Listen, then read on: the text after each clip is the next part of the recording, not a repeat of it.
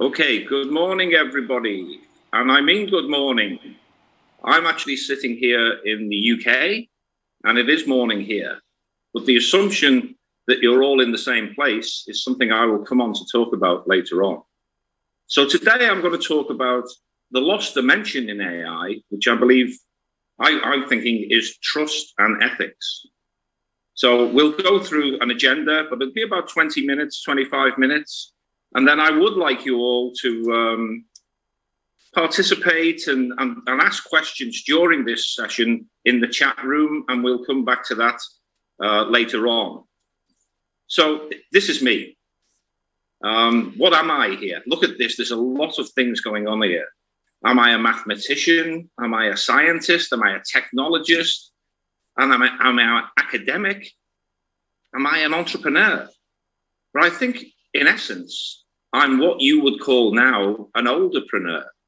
I'd like to take all those things that I've learned over many, many years, and you can see there are many years involved in this, and try and bring those to a conclusion or to some sort of place that we can actually learn from. So, does anybody know what this is?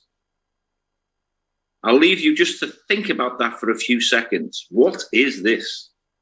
And the question at the top of there, what is AI? But what is this in the first instance? Well, I can tell you it's something that's been discovered quite recently by Professor Stephen Hawkings, who is now sadly deceased, probably one of the best brains in the last 100 years. And it is, in fact, a black hole.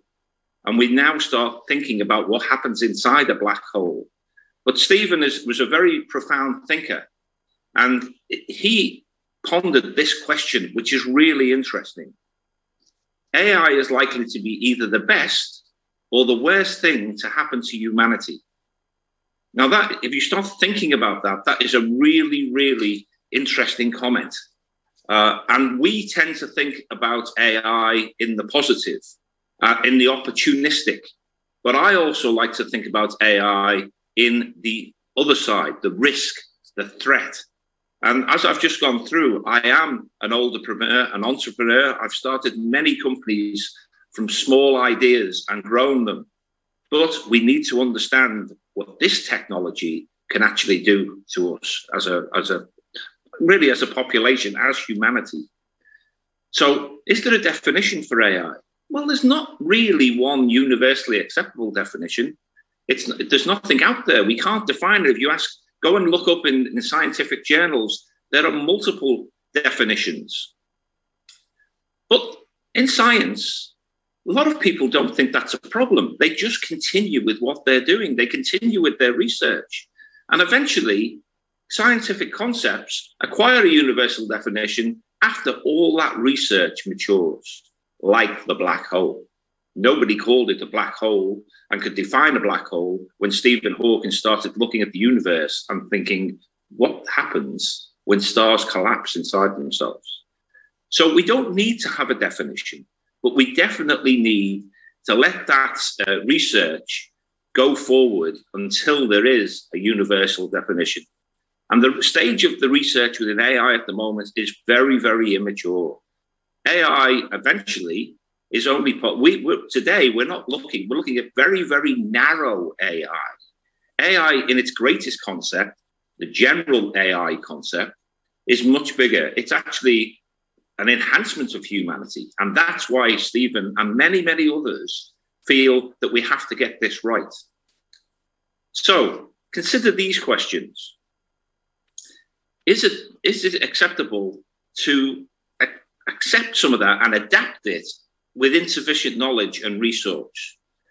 And how we can't stop this, but we need to apply bounds and thresholds to what we're doing to make sure that it doesn't go off and run into an uncontrollable state. That's very, very important. Same thing we have with nuclear fusion, with things that actually can run into a state that we didn't expect before we started. But I'll ponder a little question to you. And this is from, I suppose, philosophy. This is from Alice in Wonderland. Would you tell me, please, which way I ought to go from here? Says Alice. That depends a good deal on where you want to go, said the cat. I don't much care, said Alice. Then it doesn't matter which way you go, said the cat. So long as you get somewhere, said Alice. Oh, yes, I'm sure of that, said the cat, if you only walk long enough. So we don't know where our destination is, but we need to bound where our destination is going to be. And that's really important.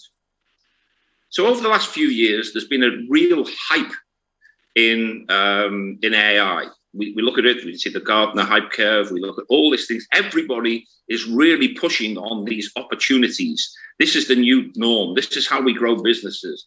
This is how communication service providers become digital service providers. We use AI as the imperative to move things forward.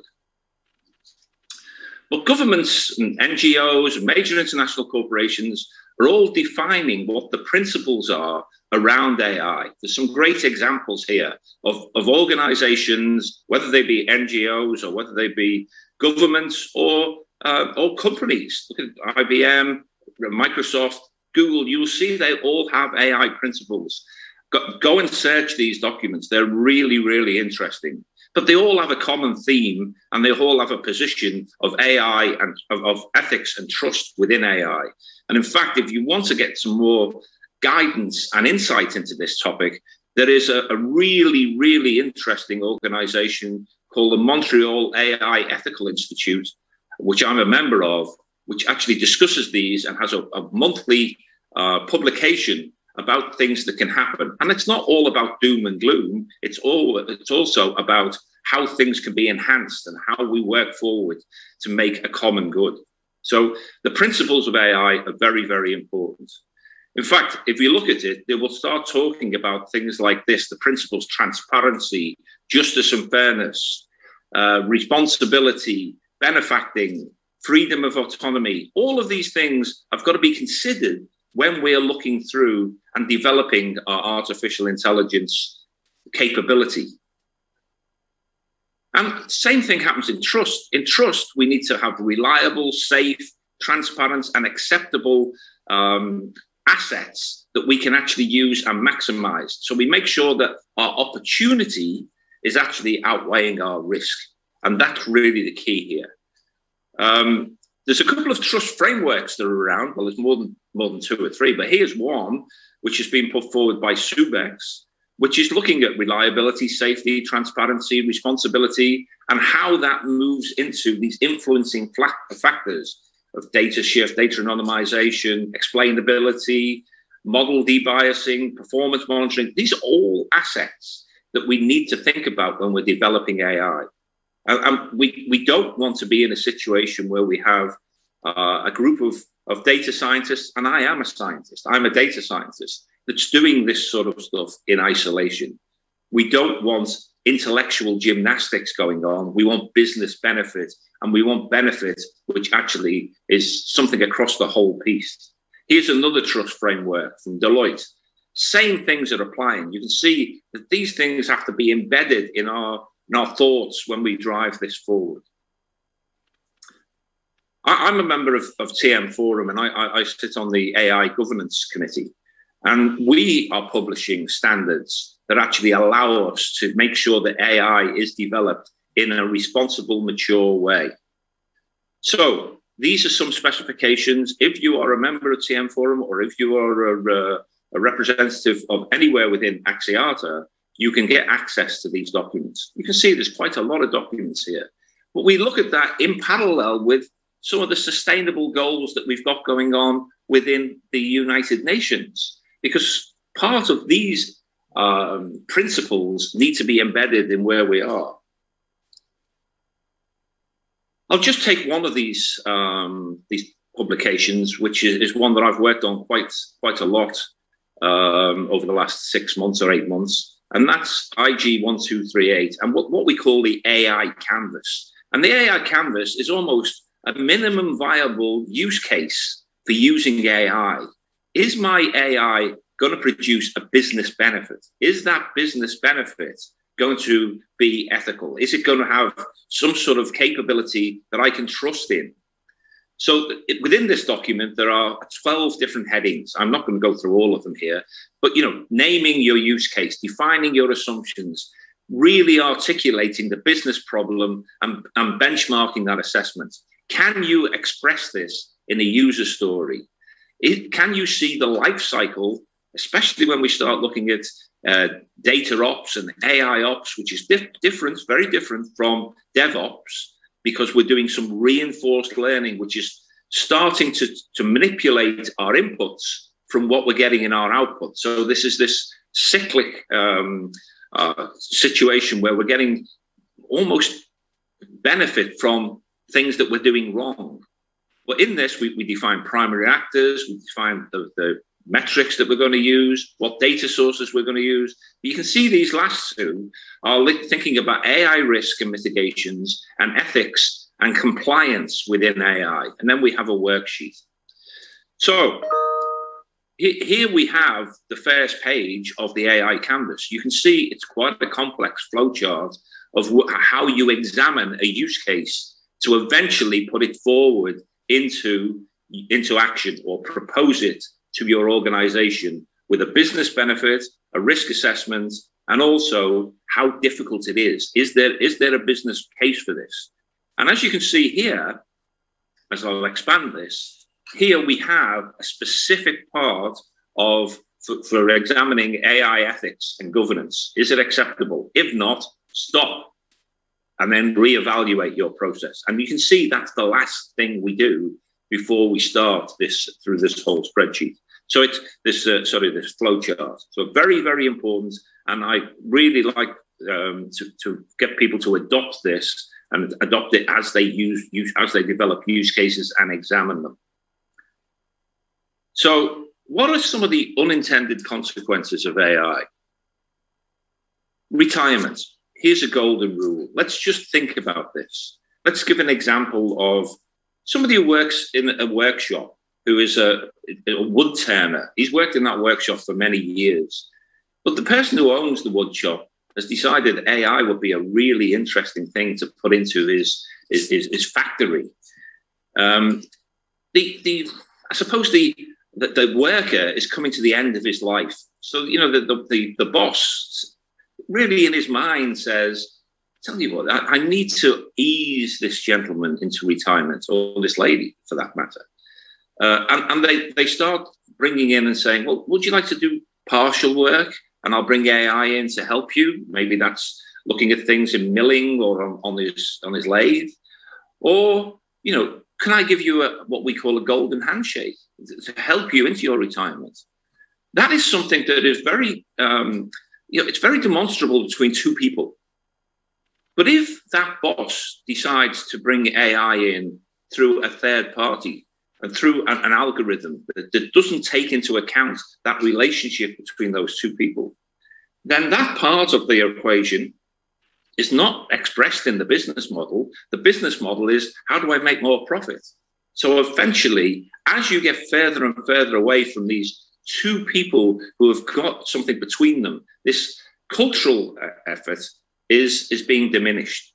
So outsourcing AI to a third party or to a third party who brings in another third party is really difficult. And we examine that in what we call party independence, if you like. And I'll talk about that in a few minutes. A great one for me is becoming older, an olderpreneur.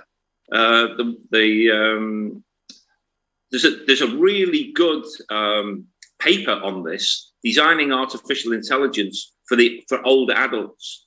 The global population of age 60 is the fastest growing population group in the world. And we should be designing AI with that as intent. The intent is, how can older people use this? Older-centric design principles include older adults in AI data sets. Consider this disabled. As we get older, we will become more disabled. So these have got to be design principles we bring in very, very early on. And the World Economic Forum has actually produced a really good paper. And I would countenance you to go and read that if that is something that you want to get involved in. So data governance by design. In TM Forum, we have something which we call the AI checklist. And what that does is look at the life cycle of AI and comes from right from procurement through pre-development, post-development, deployment, in-life operations, and end-of-life operations. AI models will become redundant at some point. And how do we end them? Either early, if they get outside of tolerance, or gracefully, if they are something which is not giving us our business benefit anymore. So adding functionality to a service always diminishes the capability if you do it after the effect. So what we need to do is start designing these, put these design principles at a C level. It needs to be sponsored at a C level. We just heard that in that last discussion. We need to align with the primary digital transformation teams of the business. If the business has decided it's going to do something and transform itself, AI needs to be complementary to that, not disruptive. We need to prioritize data and look for the nuggets in that data and then try and examine how we can use it with AI.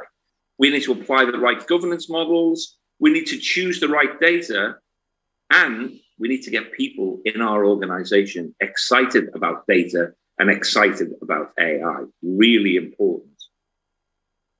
What we're doing at the moment is running a Catalyst program, and a Catalyst program in TM Forum is something that you bring lots and lots of different parties together and explore something which is a concept that may be a little bit nebulous at the moment and needs some more evaluation. We do this in a really interesting, this Catalyst is really interesting because we bring different parties together that may traditionally be in competition with each other. But through these catalysts, we collaborate, and it's something that I try and think about as collaboration. How do we bring this forward? So in this particular catalyst, we've got here three champions, as we call them. These are basically companies which are looking to solve a problem or examine an area of a problem. And the people who are examining that for them are these people at the bottom. ADL, who are running this tremendous hackathon. Volgia 10, which is one of my development companies, a big data company. Subex, Bright Lights, which are a GPU cloud provider, and AWS. All these people have been working diligently over the last 4 or 5 months to come up with examining a hypothesis. How do we measure trust in AI?